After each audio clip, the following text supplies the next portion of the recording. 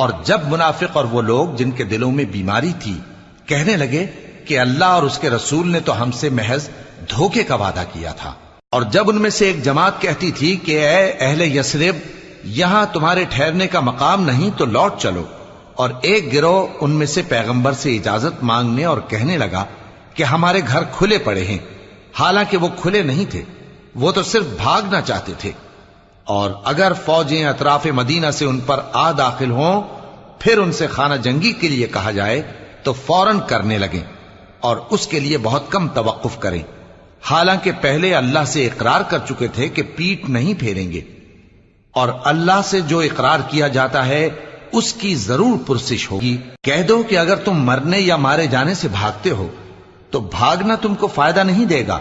اور اس صورت میں تم بہت ہی کم فائدہ اٹھاؤ گے۔ کہہ دو کہ اگر اللہ تمہارے ساتھ برائی کا ارادہ کرے تو کون